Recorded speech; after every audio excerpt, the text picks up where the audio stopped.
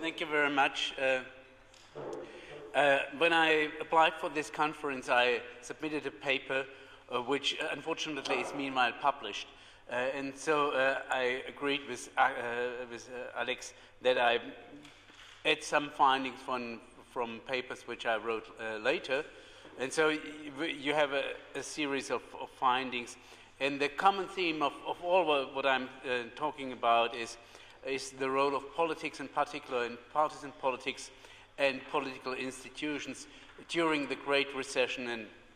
And this means in the first phase, which started around 2007 and 8, and then later during the sovereign debt crisis, which sovereign debt crisis which started in 2010. So the questions, basically what I do is I answer 4 questions, and I deal with 4 questions.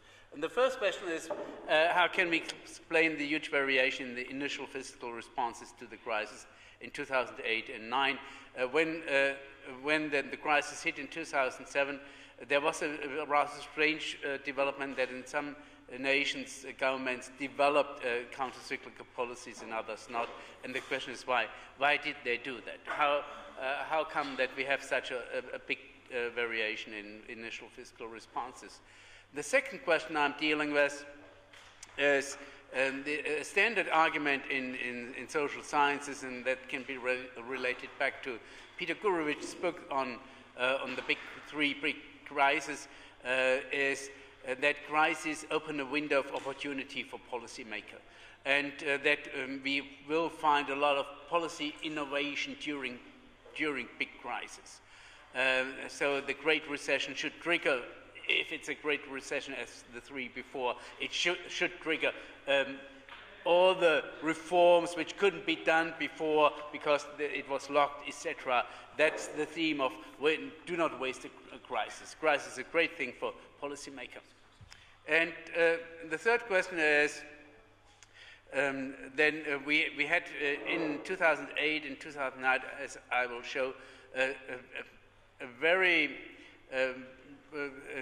a fiscal policy which was to some extent anti-cyclical, and by 2 years later this was over.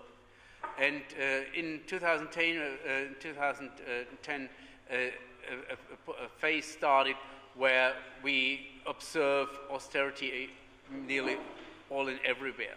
And my question is whether austerity the only game in town is, and whether there's any chance for political parties to have an influence on how austerity is done, or whether austerity can be avoided. The fourth question I will deal with is the question whether these, and that's related to the findings from this and other papers. What you can show is that the development on long-term real interest rates on government bonds is a major predictor of what government is doing, and it's also a major predictor of trust in national governments. Once you have a high interest rates on government bonds, governments under pressure to introduce austerity measures, and that erodes the trust in the government. So the question is, of course, how do these interest rates develop? And the first and very simple answer, which we learn from the economic literature, this is related to economic fundamentals. Debt deficits, growth rates are crucial in calculating these interest rates and the risk premia, and hence it's a purely market-driven thing. And my question is whether this is really true, or whether there are also ideology-driven elements in this development of interest rates, which are decisions by bankers, mostly by private bankers, and do they really factor in only economic factors, or are they also driven by their personal ideologies? These are my four questions, and the first question was the question I dealt with in the paper, which is meanwhile published in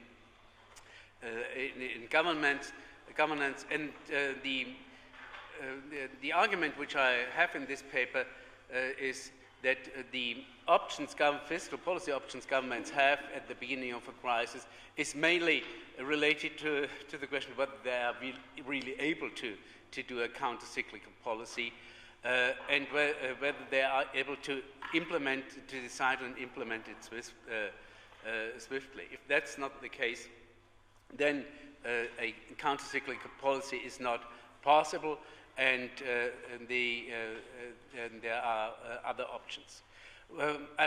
My analysis is based on the extent of expansionary fiscal policy during 2008-2009.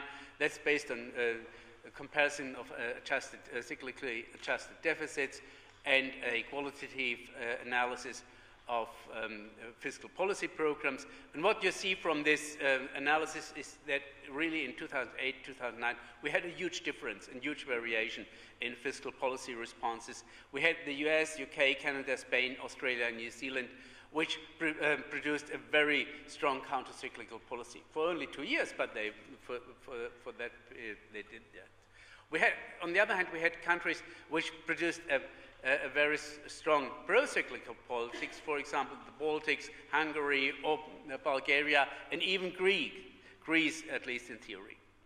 And then we had the biggest group of countries. I analyzed about 34 countries. The biggest group are 19 countries which did a bit, but not too much, which triggered a fiscal stimulus, but it was so small that it hadn't a fair chance to change much. And how can we explain that? And my argument is, the first argument is the default solution for governments is to do something but not too much. And that's the default was chosen by most of the governments, or that's they didn't deviate from that. And the reason is rather simple.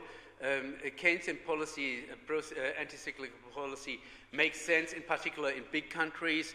If you have but it doesn't make much sense in small countries, small open economies, because it's a very risky thing to trigger a big fiscal stimulus, and then it vanishes in the neighboring countries. So for governments, it's a very risky thing to do that. They know we have to pay the deficits and debts later. So they have a lot strong incentives not to do much, in particular since this policy didn't work so good in the past. On the other hand, they have to show the electorate that they are doing something, and it must be clearly visible. Car scrapping things or something like that, which the German used, is just showing we are on the forefront to fight the crisis. And so the default solution is to do something for the newspapers, to say we are a bit active, but try to avoid the spending as much as you can. If governments are doing more, then they need to be able to decide swiftly, and most governments are not able to decide swiftly, and they must have a fiscal space at that moment.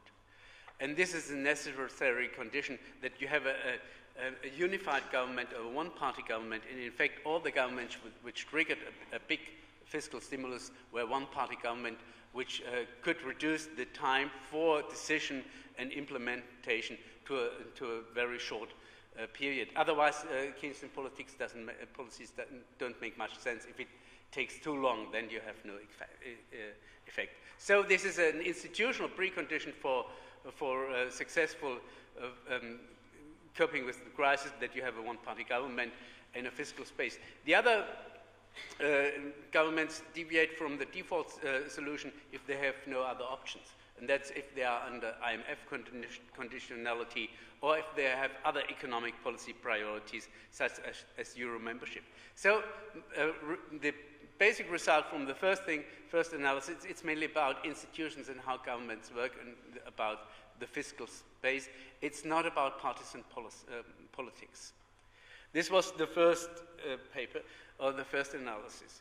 Then the second question, which I find very interesting, is whether this crisis was used for policy innovation. Think about all the locked policy reforms in the field of social policy, in modernizing the welfare state, etc. And if there's a chance to do something, then it's in such such situation when all is reshuffled, so to say. And that was, as you know, Gurevich's argument. And Gurevich's argument was based on the idea we had different policy ideas, we have different options for coalitions, and during the crisis, these coalitions were reshuffled and new ideas could be realized. The point of my argument in this part of the analysis that we do not have any longer big competing ideas in the partisan field. So why then should we have big new policies in the institutions? We hadn't prepared that, or in party competition that wasn't prepared. I based my analysis of a reanalysis of IMF data on policy reports, qualitative and quantitative indicators from the Fondazione Rodolfo for di Benedetti and the Bertelsmann policy indicators. I reanalyzed OECD policy suggestions. They have this for countries, and then they look whether they implement that and how they implement that, and other quantitative material. The finding from this analysis is that we have, in quite in contrast to all the preceding big crises, hardly any policy innovation. What we have is this very, very strong incrementalism and austerity across the board. So you reduce expenditure, or you try to reduce a deficit, but you do not change the configuration of your policies. So the welfare state hasn't become modernized or changed, or so, and all the other open windows of opportunities haven't and couldn't be used simply because there were no ideas and programs how to do that. That was the analysis number 2. The third question I had is if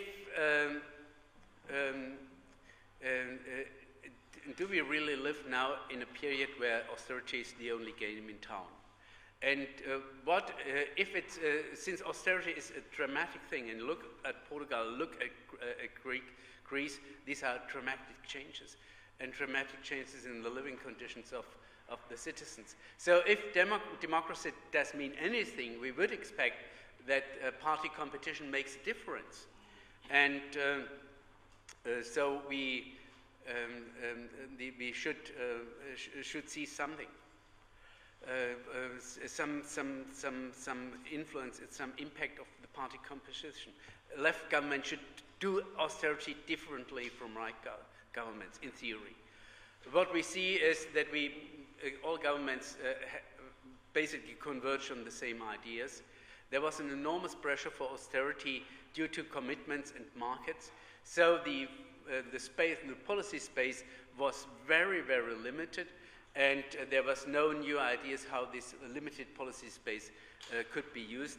Hence, so my argument, austerity really became the only game in town, and only under very special conditions parties did make a difference. My analysis was based on planned changes in deficits, deficits and expenditure forecasts versus historical deficits and expenditures.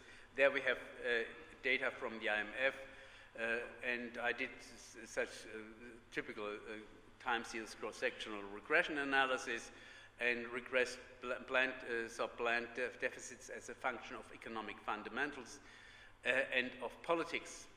What comes out of this analysis is that austerity is the only game in town, and the best predictor I found, and this is broadly in line what the economists find, is the interest rates.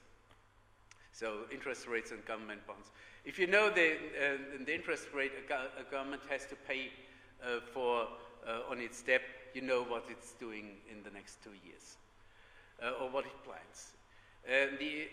One could argue, and parties in this model, parties do not make any difference. It's the same across the board. One could argue, well, then parties may make a difference, and political competition may make a difference if the conditions are rather favorable. So if your debts are low, if your deficits are low, if your growth is great, is big, and so. And in fact, we find some party differences. That does not concern austerity per se. All parties pursue austerity. But if the fiscal situation is better than average, left parties pursue austerity by tax increases, and bourgeois party pursue austerity by expenditure cuts. And that works only on the in one tail of the distribution when the conditions are very, very good, relatively good. In the average group of every condition or worse condition, there's no party difference. All are forced to do the same. That was this analysis. And then since I learned from this analysis and my analysis of Eurobarometers and trust in governments on the EU level and the national levels, that interest rates are so important, the question is, and these interest rates predict what the governments do, whether these interest rates really reflect economic fundamentals. And that is what economists tell us. Markets factor in the risks. They consider the economic fundamentals and take a very rational decision on the interest rates for a country. That is what the economic literature tells us. And my son is banker, so I talked to him, and I also I looked at other evidence. In particular, some economists looked at rating agencies and found that they are far away from being rational. So I thought we should replicate that for these interest rates, and I looked whether they are whether there are also ideological elements. And what my argument is, yes, bankers are as ideological as others are, or as other citizens are. My analysis is, once again, it's a time series cross-sectional analysis for a long period of time, many data points. I regress long-term interest rates on economic fundamentals, plus size of government, party composition, etc., and I have 35 countries. We find that economic fundamentals are significant. The interesting thing is, what I learned during this analysis is that even economists fail to produce robust findings. So they cannot come up with robust findings across countries about the determinants of long-term interest rates. They find it if they look only at one country, if they hold the context constant, if they have beautiful data, and if they massage the data, they have their findings. But once you do a typical cross-sectional analysis, all these economic models are terribly weak. And the economists say, yes, that's true. But we find it for the US in 1950 and 60. I also find that economic fundamentals are important, plus ideology. Even if we control for growth, debt, deficit, which all are these economic factors, even if we control, we see ideological elements. Markets honor political stability. They honor lean governments after controlling for all the other things, all the economic factors. They honor dismantling of big government, and they like right governments. So we know what markets want. And it's highly ideological. It's not because of their economic effects, because we control for that, but because just markets like that.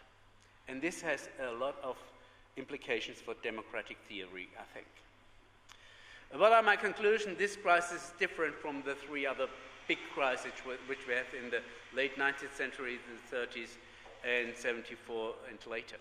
We have no innovation, hardly any innovation, since we do not have the political precondition for major changes. There was an open window of opportunities, but it couldn't be used. The effects of politics and institutions are highly conditional. It depends on the interaction of physical space and the institutions. For example, in the analysis of the initial fiscal responses to the crisis, or it depends on the pre-crisis conditions and the partisan constellations when austerity is going to be planned. Another finding is that markets are also strongly ideology-driven. They are far less efficient and rational than at least I thought before I did this analysis. And there's a fourth point which I would like to raise. What we see now is that the plans for austerity are all more or less all the same, or they are a function of the interest rates. But what we observe at the moment is also that obviously when implementing these plans, there come a lot of changes in that. And this is another project, but there I have no paper, and so I can't report anything about that. Thank you very much.